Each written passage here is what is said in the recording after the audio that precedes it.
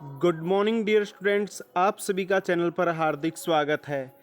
प्यारे विद्यार्थियों, कक्षा 9 के लिए सामाजिक विज्ञान की व्हाट्सएप बेस्ड असेसमेंट यानी साप्ताहिक शनिवारी व्हाट्सएप क्विज है जिसको हम हल करने वाले हैं।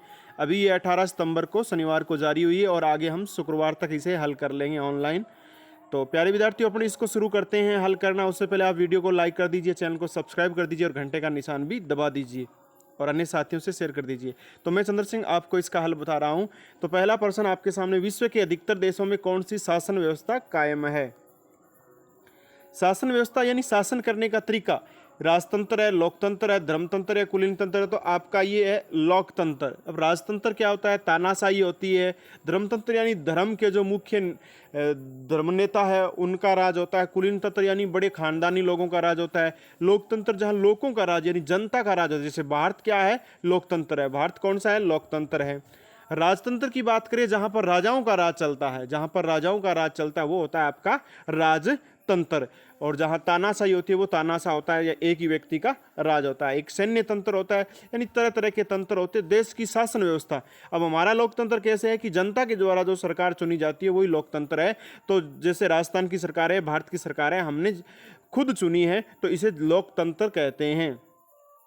अगले सवाल की तरफ बढ़ते हैं। अगला सवाल देखिए, इनमें से किस देश में वर्ष 2015 तक महिलाओं को वोट देने का अधिकार प्राप्त नहीं था? पाकिस्तान, नेपाल, सऊदी अरब, अमेरिका। यानी कौन से देश में 2015 तक महिलाओं को वोट देने का भी अधिकार नहीं था? वो था आपका अरब कंट्री सऊदी अरब। यानी सऊदी अरब जो मुस्लिम कंट्री है जहां पर महिलाओं को वोट देने का कोई अधिकार नहीं था। आगे बढ़ते हैं अगले सवाल की तरफ। डेमोक्रेसी का क्या अर्थ है? डेमोक्रेसी लोकतंत्र को कहते हैं। किसको कहते हैं डेमोक्रेसी? लोकतंत्र को। लोगों का शासन, राजा का शासन, नेताओं का शासन, इनमें से कोई नहीं। तो आपका क्या है? लोगों का शासन। डेमोक्रेसी का मतलब होता है जनतंत्र या लोकतंत्र जो लोगों का यानी जनता का शासन होता है। अगले सवाल की तरफ बढ़ते हैं। अगला सवाल ये देखिए, भारतीय संविधान सभा के गठन के समय प्रारूप समिति के अध्यक्ष कौन थे? डॉक्टर राजेंद्र प्रसाद, डॉक्टर भीमराव अंबेडकर, सरदार वल्लभ भाई पटेल, श्यामा प्रसाद मुखर्जी। तो ये कौन थे? डॉक्टर भीमराव अंबेडकर। यानी इस प्रारूप समिति में 7 सदस्य थे और अध्यक्ष कौन थे? डॉक्टर भीमराव अंबेडकर, जिन्हें संविधान का जनक भी कहा जाता है। अगले सवाल की तरफ बढ़ते हैं। अगला सवाल ये आगे आपके स्क्रीन पर, भारतीय संविधान का कौन सा भाग संविधान की आत्मा कहा जाता है? उद्देशिका, मूल कर्तव्य, स्वतंत्रता का अधिकार, संवैधानिक उपचारों का आधार। तो उद्देशिका है जिसे अपने प्रस्तावना कहा गया है ना। ये प्रस्तावना उद्देश्य प्रस्ताव के तहत जोड़ी गई थी। उसे क्या कहा गया है? संविधान की आत्मा कहा गया है। क्या कहा गया है? संविधान की आत्मा। तो आपका पहला ही उत्तर हो गया। आगे बढ़ते हैं अगले सवाल की ओर। अगला सवाल, अगला प्रश्न देखिए क्या है, लोकतंत्र की क्या विशेषता है? प्रमुख फैसले निर्वाचित नेताओं द्वारा।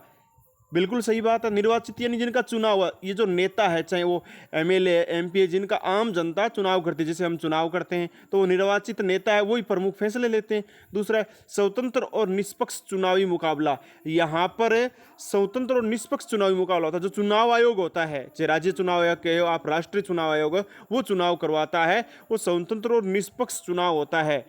अगला, एक व्यक्ति एक वोट और एक मोल, यानी एक व्यक्ति केवल एक ही वोट डालता है और उसकी उतनी मोल यानी उतनी कीमत होती है। ये नहीं कि किसी व्यक्ति के एक वोट डाल दिया तो वो 2 वोट मान्य होंगे, यानी एक व्यक्ति का एक वोट ही मान्य होगा। तो उपरोक्त सभी आपका उत्तर सही है।